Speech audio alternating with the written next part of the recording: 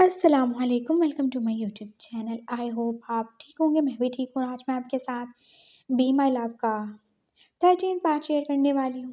और स्टोरी पसंद आए तो लाइक और कमेंट कर दीजिएगा, नहीं पसंद आए तो हेट कमेंट तो मत कीजिएगा। और जो लोग चैनल पे नहीं हो, चैनल को सब्सक्राइब कर देना। और आप लोग तो आप इस स्टोरी को बिल्कुल सपोर्ट नहीं कर रहे, कितनी बुरी बात है ना। तो मैंने बोला था ना कि आप पास सैड चीज़ें ख़त्म ही होने वाली हैं, सो थोड़ा पेशेंस रखें और हमारे साथ परमानेंट रहें। तो चलें हमारी स्टोरी की तरफ चलते हैं। हाँ, लेकिन एक और बात मुझे याद आ गई।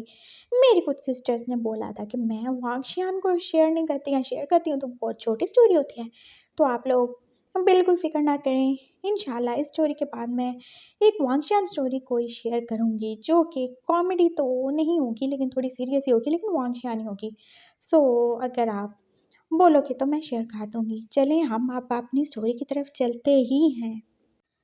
विंग और लैंसैन तो जैसे उस दिन के बाद एक दूसरे की शक्ल भी देखना पसंद नहीं करते थे। और ये सिर्फ लैंसैन की सोच थी, वरना विंग तो आज भी उसे याद करता था। उसने कितनी बार ही कोशिश की थी, उसने उसके अंकल की मिन्नतें की और अंकल ने भी लैंसैन को कितना समझाया था, लेकिन उसकी बात एक ही बात थी कि वो ऐसे इंसान के साथ बिल्कुल नहीं रह सकता जो उस पर यकीन ही नहीं करता, जिसकी नज़र में उसकी कोई इज्जत नहीं है, और वो उसे अपने साथ क्यों ही रखना चाहेगा, वो भी एहसान करके। और लहन-सहन इतना कमज़ोर नहीं है, उसे किसी के एहसान की ज़रूरत नहीं है, वो खुद अपने बच्चे को पाल लेगा। और उसने अंकल से भी साफ-साफ कह दिया था कि अगर उन्होंने ज़्यादा फ़ोर्स किया तो वो छोड़ के चला जाएगा, इस घर को ही छोड़ देगा, वो अपने गगा के पास चला जाएगा। और फिर गगा ने भी तो उसे कितना समझाया था कि वो समझ जाए, विंग को माफ़ कर दे और उसके साथ चला जाए, लेकिन उसने गगा की भी एक बात नहीं मानी थी। और क्यों ही माने वो सही था, वो गलत नहीं था, जो झुक जाता क्यों ही झुके, नहीं झुकना उससे, बिल्कुल नहीं झुकना। विंग सबकी नज़र में अच्छा, सबकी नज़र में सही है, तो क्या वो गलत है? और विंग ने कैसे उस पे शक किया, कैसे इल्ज़ाम लगा दिया। और अब भी तो वो अच्छा पान रहा था ना सबकी नज़र में। और उसने क्या ही बोला था कि लहन-सहन बस घर वापस आ जाए, उसे और कुछ नहीं चाहिए, वो उसकी सारी गलतियाँ, सारे गुनाह माफ़ कर देगा। यानी कि वो उसको बेगुनाह तो नहीं मान रहा था, वो तो बस बड़ा और अजीम ही मान रहा था। हाँ, उसे कोई ज़रूरत नहीं है इतना ज़्यादा महान बनने की, लहन-सहन को बिल्कुल ज़रूरत नहीं है। वो अब बिल्कुल किसी बात की टेंशन नहीं लेता था, उसे अपने बच्चे की सबसे ज़्यादा फ़िक्र थी और परवाह थी। वो बच्चा जो बस उसके 1 महीने के साथ की निशानी था, उसके और विंग के प्यार की निशानी था।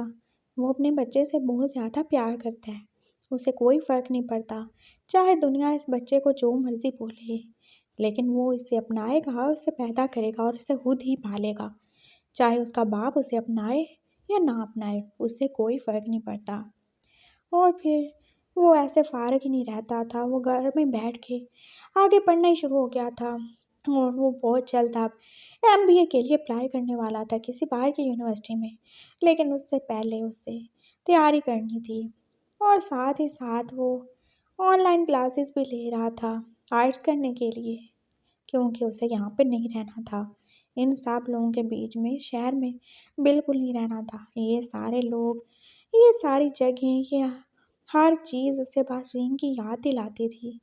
वो चाहे सबके सामने कितना ज़्यादा गुस्से में बात कर ले, कितना ज़्यादा प्रिटेंड कर ले कि उसे कोई फ़र्क नहीं पड़ता, लेकिन ये तो वो और उसका दिल ही जानता था कि वो विंग को कितना ज़्यादा याद करता है, वो कितना ज़्यादा उसके बिना खेला है।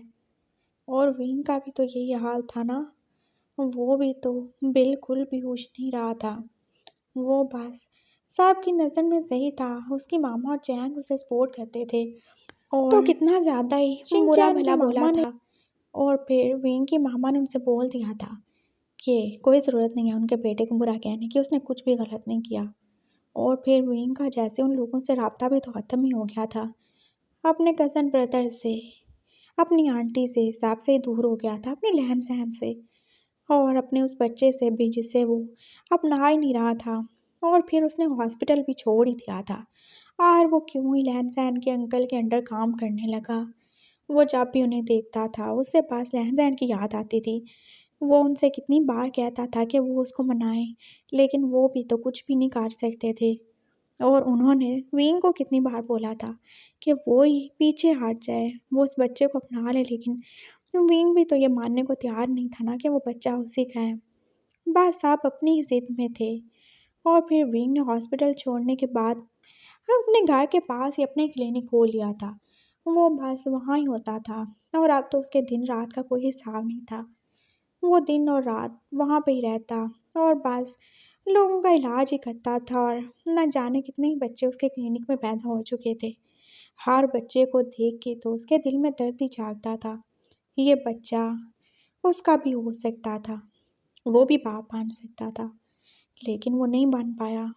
और उसकी वाइफ जिसको पैदा करने वाली है वो उसका बच्चा नहीं है। हर बच्चा उससे पास यही दर्द दे के जाता था। और इसी सब में जैसे 6 महीने का ज़्यादा टाइम गुजर ही चुका था। वीन जो कि आजकल बहुत ज़्यादा ही बिजी है, वो बहुत ज़्यादा हार्ड वर्किंग है। और वो कभी भी अपने मेंटल स्ट्रेस को या फिर अपनी पर्सनल प्रॉब्लम्स को अपने काम के बीच में नहीं आने देता था। वो आज भी पेशेंट्स के साथ बहुत ज़्यादा अच्छा था, बहुत ज़्यादा हंसमुख था और सबके साथ अच्छे तरीके से बिहेव करता था। और उसके पेशेंट तो जैसे उसके इलाज की मिसालें ही देते थे। और आज भी वो ऐसे ही बिजी था अपने कामों में, जब एकदम उसके पास एक अजीब सा केस आया था। किसी का एक्सीडेंट हो गया था और वो बहुत ज़्यादा ही ज़ख्मी था। और वो सारे वार्ड बॉयज़ तो जैसे, हाँ, उसका क्लिनिक बहुत ज़्यादा बड़ा था किसी हॉस्पिटल के जैसे। वहाँ पे बहुत सारे लोग थे और उनमें कुछ वार्ड बॉयज़ भी थे जो कि किसी को स्ट्रेचर पे डाल के लेके आ रहे थे। वहीं के पास और भी डॉक्टर्स थे जो कि काम करते थे। और उन्होंने उस पेशेंट को देख के तो जैसे मुँह पे हाथ ही रख लिया था। उसकी कंडीशन बहुत ज़्यादा ही सीरियस थी और विंग दूर से देख रहा था। अरे क्या हो गया? इतने ज़्यादा परेशान क्यों हो? और मैंने कितनी दफ़ा बोला है एक्सीडेंट का केस मेरे पास नहीं लाया करो, मैं गायनोकोलॉजिस्ट हूँ, मैं क्या ही करूँगा? वो बस ऐसे बोलता-बोलता करीब आ चुका था और फिर वो भी रुक गया था। बेड पे कोई और नहीं बल्कि लैंसैन ही लेटा हुआ था, जिसका बहुत बुरा ही एक्सीडेंट हुआ था। और उसके मुँह से, नाक से और सर से खून ही निकल रहा था। और विंग तो जैसे उसके देख के हिल ही गया था। वो जानता था कि वो प्रेग्नेंट है और उसके दिल में पहला ख़्याल उसके बच्चे का ही आया था। क्या वो ठीक होगा? क्या उसे कुछ हो तो नहीं गया होगा? हाँ, वो बच्चा बेशक उसका नहीं है, लेकिन वो लैंसैन के अंदर है, वो लैंसैन का बच्चा है। उसे एकदम से उसकी फ़िक्र होने लगी थी। वो उसको चेक कर रहा था, लैंसैन की बॉडी जो कि बिल्कुल ठंडी हुई जा रही थी। शायद उसके पास सांसें कम बची थीं। विंग तो जैसे एकदम से डर गया था। उसने डॉक्टर्स को बोला, क्या कर रहे हो यहाँ पे? चलो साहब ऑपरेशन थिएटर में चलो, इसे लेके चलो, ये प्रेग्नेंट है, हमें इसके बच्चे को बचाना होगा। वो बस जल्दी-जल्दी उन सबको ऑर्डर देता उसे ऑपरेशन थिएटर में लेके जा रहा था। वो डॉक्टर्स जो कि उसके पीछे-पीछे चल रहे थे। ये सारे डॉक्टर्स, ये सारे लोग नए थे और किसी को नहीं पता था कि ये आने वाला लड़का कोई और नहीं बल्कि विंग की वाइफ है। वो उसे ऑपरेशन थिएटर में ला चुके थे और विंग ने बिना एक सेकंड की देरी किए जैसे अपने रहन-सहन का ध्यान रखना शुरू कर दिया था। वो पहले उसके पास मरहम पट्टी कर रहा था। हाँ, थैंक गॉड उसे ज़्यादा चोटें तो नहीं आई थी। बस जो भी चोट लगी थी वो उसकी बैली पे लगी थी, तभी तो उसके मुँह से खून ही निकल रहा था। और शायद उसके सीने पे इसको अक्ल नहीं आई थी। इसको पता भी था ये प्रेग्नेंट है, फिर भी ये इतना ज़्यादा ज़िद्दी है, ये बाइक पे क्या ही कर रहा था। उसको हद से ज़्यादा ही गुस्सा आ रहा था। रहन-सहन पे जो कि बाइक से जाते हुए शायद किसी गाड़ी से टकरा गया था और उसकी बाइक भी तो टूट ही गई थी। हाँ, इसे कभी अकल नहीं आएगी। ये बस ऐसे ही बंदरों की तरह हरकतें करता रहता है। अगर इसे कुछ हो गया तो वो इतना ज़्यादा परेशान था और बस दिल ही दिल में दुआ कर रहा था कि उसे कुछ भी ना हो। और अब डिलीवरी का टाइम था और डॉक्टर्स बस एक-दूसरे का मुँह देख रहे थे और विंग अब उनको देख रहा था। क्या है? क्या कर रहे हो तुम सब? तुम्हें पता है ना इसके बच्चे की जान बचानी है और तुम्हें पता है ये मेल प्रेगनेंसी का केस है, ये बहुत ज़्यादा क्रिटिकल है। तुम लोग क्या एक-दूसरे का मुँह देखे जा रहे हो? सर हम ऐसे इसकी डिलीवरी नहीं कर सकते। क्यों नहीं कर सकते? क्या मसला हो गया है? मैं खुद कर लूँगा। सर ऐसे नहीं, कुछ लीगल प्रोसीजर है। इसके घर से कोई भी नहीं है और अगर ये प्रेग्नेंट है तो ज़रूर इसका कोई हस्बैंड भी होगा। वो कहाँ है? हमें उनके सिग्नेचर चाहिए। और जैसी इसकी हालत है, हम अगर इसके बच्चे को नहीं बचा सके तो इसके घर वालों ने हम पे केस कर दिया, तो क्या होगा सर? वो एक-दूसरे की तरफ देख रहे थे। अरे कुछ भी नहीं होगा, मैं साहब देख लूँगा ना, प्लीज़ तुम मेरी हेल्प करो। नो सर, ये बहुत ज़्यादा खतरनाक हो सकता है। हमारा लाइसेंस कैंसिल हो सकता है। हम ऐसे कैसे? जब तक इसके घर से कोई हमें अप्रूवल नहीं देगा, हम इसके ऐसे सिज़ेरियन नहीं कर सकते। आपने देखा इसकी क्या हालत है? और मुझे तो नहीं लगता इसका बच्चा बचा होगा। एक डॉक्टर ने बोला था और विंग की तो अब बस हो गई, बस बहुत हो गया। तुम होते कौन हो फैसला करने वाले कि बच्चा बचेगा या नहीं बचेगा? खुदा हो क्या तुम? नहीं हो ना, इंसान हो ना, तो बस इंसान रह के कोशिश करो। और कहाँ है पेपर? लाओ मैं साइन करता हूँ। लेकिन सर आप क्यों साइन करेंगे? मैं साइन करूँगा। लेकिन आप क्यों करेंगे? आप हैं कौन इसके? आप तो इसको जानते नहीं, ये तो एक पेशेंट है ना। ये जो भी है मैं साइन करूँगा। और हाँ, ये सिर्फ पेशेंट नहीं है, बल्कि ये मेरी वाइफ है। तो क्या ये बच्चा आपका है? हाँ मेरा ही है, आप चुप हो जाओ। साइन करने हैं ना, जाओ पेपर्स लेके आओ, मैं भी करूँगा। 2 मिनट ही गुजरे थे और विंग ने जैसे वो 2 मिनट किसी सदियों की तरह ही गुजारे थे। पेपर्स आ चुके थे और उसने साइन कर दिए थे और अब मज़ीद उसकी कोई भी बात का जवाब देना वो ज़रूरी नहीं समझता था। और अब वो पास बेहोश लैन सैन का ऑपरेट ही करने वाले थे और थोड़ी देर बाद उन्हें एक बच्चे की आवाज़ सुनाई दी थी। बच्चा जो कि कुछ ज़्यादा ही वीक था और ये बेटी थी जो कि प्रीमेच्योर थी और ये एक मोर्चा ही था जो कि 7th मंथ कंप्लीट होने से पहले ही पैदा हो गई थी और वो अभी तक ज़िंदा थी। विंग उसकी तरफ देख रहा था। तुम सच में फाइटर हो बेबी, तुम्हारी माँ की तरह। वो उस बच्ची को देख रहा था, लेकिन वो बहुत ज़्यादा ही वीक थी और वो मुश्किल से ही सांसें लिए जा रही थी और विंग बस उसको देखे जा रहा था। नर्स ने उसे क्लीन करके विंग को ही पकड़ा दिया था और लैंसैन जो कि अभी तक वैसे ही बेहोश था जैसे उसको लाया गया था, वो उसको स्टिचेस लगा के आप दूसरे रूम में शिफ्ट कर रहे थे, लेकिन विंग तो अभी तक वहीं था उस बच्ची के साथ। बच्ची जो कि पूरी की पूरी जैसे विंग की फ़ोटो कॉपी थी। हाँ, विंग सोच रहा था अगर मैं लड़की होता तो मैं सही इस जैसे ही होता। विंग की तरह ही उसकी आंखें थी, विंग जैसे ही नाक नक्शा और होंठों के पास वो तिल, वो भी तो विंग जैसा था। और विंग का दिल जैसे तेज़ी से धड़कना शुरू हो गया था। ऐसे कैसे हो सकता है? ये मेरी बच्ची नहीं है। मैं बाप नहीं बन सकता। ये मेरे जैसी क्यों है? उसे एकदम से जैसे बहुत ज़्यादा दुःख और दर्द ने घेर लिया था। ऐसे नहीं हो सकता ना, नहीं हो सकता। क्या ये मेरी बच्ची हो सकती है? उसके दिल और दिमाग में जंग जारी हो गई थी और वो बस बच्ची की तरफ देख रहा था। बच्ची जो बिल्कुल चुपचाप थी, वो रो भी नहीं रही थी, वो बस विंग की तरफ देखे जा रही थी। और फिर दूसरे डॉक्टर ने आके विंग का कंधा हिलाया।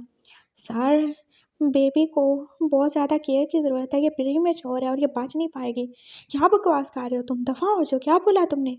Sir I am sorry, I know कि ये आपकी बेटी है, लेकिन ये बच नहीं पाएगी, ये बहुत ज़्यादा वीक है।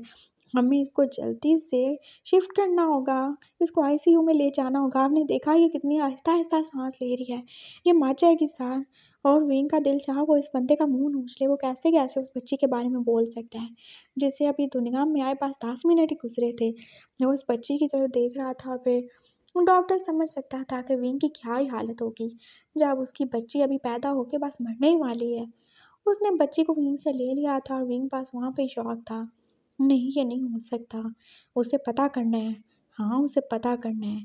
उसे पता करना है क्या ये बच्ची उसकी तो नहीं है। वो ऐसे कैसे इसको जाने दे सकता है? नहीं जाने दे सकता। डॉक्टर्स बच्ची को लेके जा चुके थे और अब वो उसे ट्रीटमेंट दे रहे थे। वो बहुत ज़्यादा ही वीक थी और उसका बचना मुश्किल था और विंग बस उसे बाहर से देखे जा रहा था। वो छोटी-सी बच्ची को शॉक दिए जा रहे थे और विंग का दिल जैसे हर शॉक के साथ ही उछल रहा था।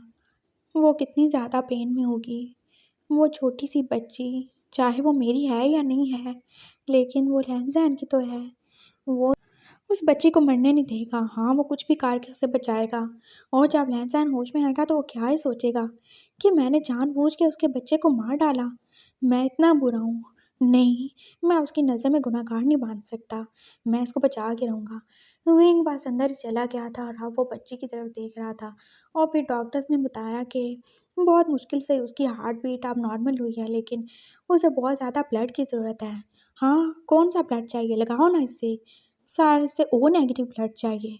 ओ नेगेटिव? हाँ, तो वो किधर है? लाओ ना। सर, वो आखिरी बैग तो अभी लास्ट पेशेंट को लगा दिया था, अब नहीं है। तो क्या होगा? बच्ची मर जाएगी क्या? विंग जो कि डर गया था। सर, अभी हम इतनी जल्दी फ्लैट का अरेंजमेंट कैसे करेंगे? इसको बहुत जल्दी फ्लैट की ज़रूरत है। ओ नेगेटिव, ओ नेगेटिव चाहिए ना। और फिर उसे याद आया लैंसैन का ब्लड ग्रुप तो ओ नेगेटिव नहीं था ना, वो तो ए पॉजिटिव था। तो ओ नेगेटिव तो उसका अपना है। हाँ, मेरा ब्लड ले लो। हाँ सर, आपका? हाँ, मेरा ब्लड ले लो। लगा दो, जितना चाहे ले लो, सब लगा दो इसे। नवीन बस एकदम से आप जल्दी जल्दी में सब कर रहा था और फिर उसने होती तो अपने आप को वो सिरिंज लगा ली थी। और अब वो बच्ची के पास ही बैठा उसे अपना ब्लड दिया जा रहा था। हाँ, उस बच्ची को बचाना है, चाहे कुछ भी करना पड़े, वो तो कुछ भी करेगा, लेकिन इसे बचा के रहेगा। उसका रहन-सहन चाहे कितना बुरा हो, लेकिन इस बच्चे का कोई कसूर नहीं। बच्चे तो मासूम फरिश्ते होते हैं ना, वो इस फरिश्ते को ऐसे अपनी आँखों के सामने मरने नहीं देगा। तुम फ़िक्र नहीं करो बेबी, मैं हूँ ना, मैं तुम्हें बचाऊँगा। मैं अपनी आखिरी हद तक जाऊँगा तुम्हें बचाने के लिए। वो उस छोटी-सी बच्ची से बातें कर रहा था और उसके पास ही बैठा हुआ था। और कितना ही टाइम गुज़र चुका था। बच्ची की कंडीशन अब स्टेबल थी और वेन पास अब उठ चुका था। उसे जल्दी से जल्दी पता करवाना था। हाँ, वो ऐसे इस बच्ची को और उसकी माँ को जाने नहीं देगा। बच्ची को अभी कुछ टाइम के लिए इनक्यूबेटर में रहना था। अभी वो बहुत ज़्यादा वीक थी और इमेच्योर भी थी और उसे नर्सरी में शिफ्ट कर दिया गया था और लैन-सैन तो अभी तक होश में नहीं आया था।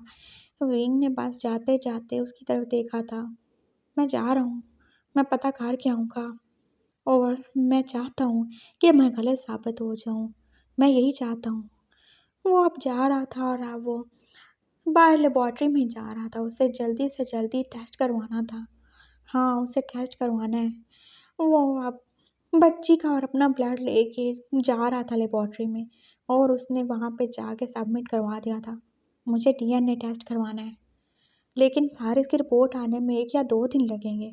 मुझे फ़र्क नहीं पड़ता, 1 दिन लगे, 2 दिन लगे, मुझे ये अभी के अभी चाहिए। सर, हम इतनी जल्दी नहीं कर सकते। आपको ज़्यादा भी जल्दी मिली तो कल रिपोर्ट मिलेगी। हाँ, ठीक है, कोई मसला नहीं, लेकिन जितनी जल्दी हो सके मुझे रिपोर्ट मिल जानी चाहिए मुझे। वीन बा साहब रिपोर्ट आने का वेट कर रहा था और वो वापस अपने क्लिनिक में आ चुका था। लहन-सहन को अब होश आ चुका था और वो बस अपने बच्चे के बारे में बोल रहा था। और फिर डॉक्टर्स ने उसे बताया था कि उसकी बच्ची जो कि बहुत ज़्यादा प्रीमेच्योर है और वीक है और वो कितनी ज़्यादा ही डेंजर में थी, लेकिन डॉक्टर ने बहुत ज़्यादा मेहनत की, उसे तो अपना खून तक लगा दिया। डॉक्टर्स लहन-सहन को बता रहे थे और अब उसके दिल में उस आदमी के लिए बहुत ज़्यादा ही शुक्र के जज़्बात थे, वो उसका बहुत ज़्यादा ग्रेटफुल था, जिसने उसकी बच्ची को बचा लिया। वो उससे मिलना चाहता था, लेकिन विंग बस बाहर ही खड़ा रहा था। उसे पता था अगर वो उसके सामने जाएगा, वो ज़रूर उठ के चला जाएगा। हाँ, वो ज़रूर उसके साथ बहुत बुरा करेगा और वो तो अपना बिल्कुल ख़्याल नहीं करेगा। इसलिए वो बाहर ही था और फिर उसने डॉक्टर्स को हाथ के इशारे से मना ही कर दिया था और फिर डॉक्टर्स ने बाहर आके उससे पूछा था, हमारा सेपरेशन हो चुका है और वो शायद मेरी शक्ल नहीं देखना चाहेगा। प्लीज़ आप लोग उससे मेरे बारे में मत बताना और जब तक वो यहाँ है उसका ख़्याल रखना। विंग ने कहा था और अब वो बाकी पेशेंट्स को देखने चला गया था। लेकिन वो बार-बार बस बाहर से ही लहन-सहन की कंडीशन को देखता रहता था। उसने अपने बच्ची को देखने की ज़िद की थी और फिर वो देख भी आया था व्हीलचेयर पे एक आदमी के साथ और वो कितना ज़्यादा दुखी हो रहा था। वो कितना ज़्यादा स्ट्रॉन्ग था और उसकी एक गलती ने तो उसकी बच्ची की जान जैसे खतरे में डाल दी थी। वो उसे बाहर से ही देख रहा था और वो वापस आ चुका था। उसका दिल भी कितना ज़्यादा दुख रहा था। वो दुआएँ गा रहा था, बस उसकी बच्ची को कुछ नहीं होना चाहिए। हाँ, कुछ नहीं होना चाहिए, बस परसों ही तो जाना है ना उसे। वो अपनी बच्ची को अपने साथ ले जाएगा। वो जा रहा था, उसे वहाँ पे यूनिवर्सिटी में एडमिशन लेना है, वो चला जाएगा, उसे यहाँ पे नहीं रहना। और आज कैसे जल्दी-जल्दी में उसने बाइक स्टार्ट कर ली थी और ये सब हो गया था। थैंक गॉड उसकी बच्ची बच गई, अब उसे कुछ भी होना नहीं चाहिए। और लैन-सैन अब बस लेट गया था। उसके अंकल ने उसे कॉल की थी और वो उससे मिलने आना चाहते थे, लेकिन उसने बोल दिया था, नहीं अंकल, मैं एकदम ठीक हूँ, आप वहाँ पे ही रहिए। अंकल जो कि अपने किसी फ्रेंड के पास थे, जिनका बहुत सीरियस ही एक्सीडेंट हो गया था और फिर लैन-सैन ने उन्हें मना कर दिया था। मैं बहुत ज़्यादा स्ट्रॉन्ग हूँ, आप तो जानते हैं ना, मैं सँभाल लूँगा अपनी बेटी को भी और अपने आप को भी। और हाँ, वैसे भी मैं परसों जा ही रहा हूँ, तो आप मेरे बारे में बिल्कुल टेंशन ना लें, सब ठीक है, मैं एकदम नॉर्मल हूँ, कुछ भी तो नहीं हुआ। वो अंकल से बहुत नॉर्मली और बहुत खुशी-खुशी बातें कर रहा था और उसको सुन के कोई कह नहीं सकता था वो कितना ज़्यादा पेन में है या वो कितने ज़्यादा स्टिचेस लगवा के बैठा हुआ है। और वो ऐसा ही था ना अपना दर्द छुपा के रखने वाला, सबके साथ खुश रहने वाला और सबकी खुशी में शामिल होने वाला। अंकल को उसकी बात पे यकीन हो चुका था और अब वो फ़ोन रख चुके थे और लैंड-सैन बस वहीं लेट गया था और विंग बस बाहर से बस सब देख रहा था। हाँ, ये ऐसे ही है, झूठा मक्कार, कैसे धोखा देता है लोगों को, उनके जज़्बात से खेलता है। अंकल कितने ज़्यादा परेशान होंगे लेकिन इसने नहीं बताया। ऐसे ये बातें छुपाता रहता है। वो उसको देख रहा था, मॉनिटर कर रहा था और फिर ऐसे ही रात हो चुकी थी। बच्ची जो कि अच्छे तरीके से थी और उससे कोई भी प्रॉब्लम नहीं थी लेकिन उसको अभी मॉनिटर करना ज़रूरी था और अब सुबह भी हो गई थी। विकिन को बेसब्री से रिपोर्ट का इंतज़ार था, वो घर भी नहीं गया। मामा ने कितनी बार उसे कॉल की थी लेकिन वो नहीं गया। उससे बस पता चलाना था, वो बच्ची उसकी है या नहीं है। और फाइनली रिपोर्ट आ चुकी थी और विन का दिल जैसे धक-धक कर रहा था उसको खोलते हुए। और जब उसने रिपोर्ट खोली थी तो उसके सामने जैसे ज़मीन आसमान एक ही हो चुके थे। वो रिपोर्ट पॉज़िटिव थी, वो बच्ची उसी की थी, उन दोनों का डीएनए 99.9% मैच कर रहा था। और विंग को लगा जैसे उसने तो अपनी ज़िंदगी अपने हाथों से बर्बाद कर दी। अब वो क्या करेगा? वो क्या करेगा? वो लैन-सैन को कैसे मनाएगा? वो बस जल्दी से अपने क्लिनिक की तरफ दौड़ा था। उसे देर नहीं करनी, वो इसको जाने नहीं देगा, वो उसे बिल्कुल भी जाने नहीं देगा। हाँ, उसे रोक लेगा, वो उससे माफ़ी माँग लेगा, उसके कदमों में गिर जाएगा, वो उसे नहीं जाने देगा। वो अब भाग के क्लिनिक में आ चुका था, लेकिन बेड तो खाली था। उसने डॉक्टर से पूछा, "वो कहाँ गया? कहाँ चला गया? उसकी तो कंडीशन ठीक नहीं थी ना?" "सर, वो बस अभी 2 मिनट पहले ही निकले हैं और वो बच्ची, वो कहाँ पे है?" "सर, वो बच्ची को ले गए हैं।" "लेकिन क्यों? उसकी तबीयत तो इतनी ज़्यादा ख़राब थी ना और बच्ची वो भी तो इनक्यूबेटर में थी ना।" "सर, वो उन्होंने कहीं जाना था, वो बहुत ज़्यादा लेट हो रहे थे और वो जल्दी में थे। वो आपके लिए ये नोट छोड़ के गए हैं।" विंग ने उस पर्ची को पकड़ा था। उस पे लिखा था, "थैंक यू, तुम्हारा बहुत-बहुत शुक्रिया। तुम बहुत अज़ीम इंसान हो जिसने मेरी बच्ची को बचाया। मैं तुम्हें मिल नहीं पाया, लेकिन मैं तुम्हारा शुक्रिया अदा करना चाहता था।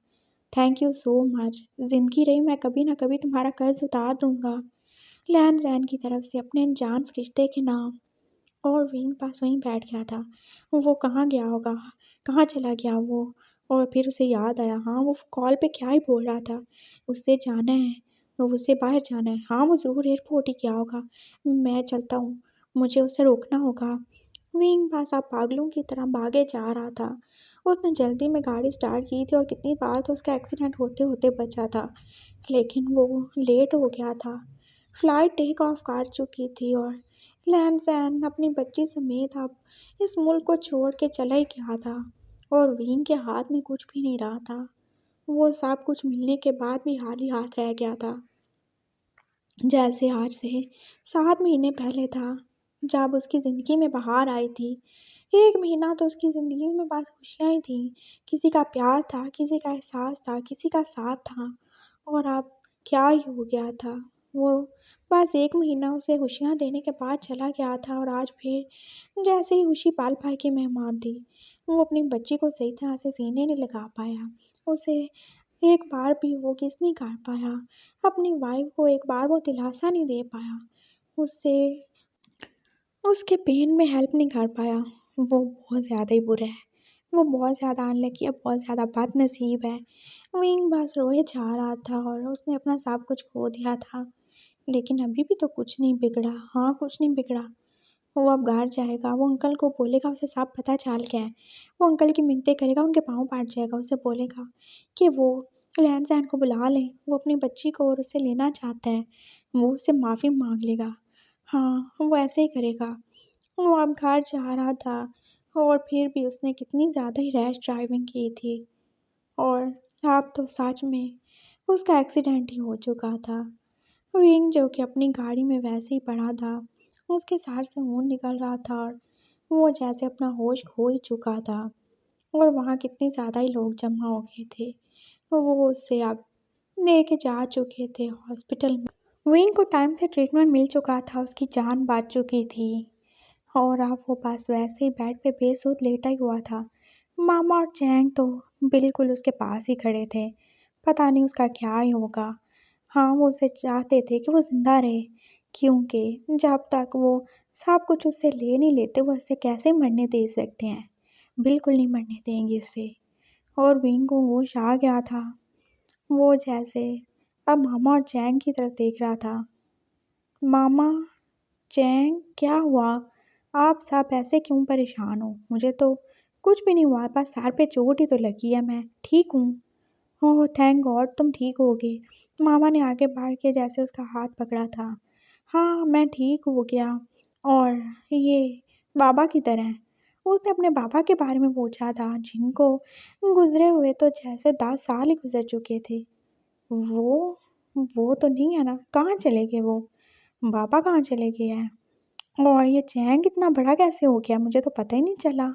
अरे चैंग, इधर आओ ना। वो बस चैंग से बातें कर रहा था और मामा और चैंग समझ गए थे। विंग जो कि अपनी मेमोरी खो चुका था और वो तो जैसे 10 साल पीछे चला गया था, जब उसके पापा जिंदा थे, जब मामा और चैंग उसके साथ ऐसे ही स्वीट थे जैसे अब है, जब उसकी ज़िंदगी में कोई लेन देन नहीं था, जब उसका कोई एक्सीडेंट नहीं हुआ था, जब वो एक मेडिकल स्टूडेंट था और वो सब कुछ ही भूल चुका था। अपनी बच्ची को, अपनी वाइफ को, उसे बस वही दो याद थे, वो धोखेबाज लोग।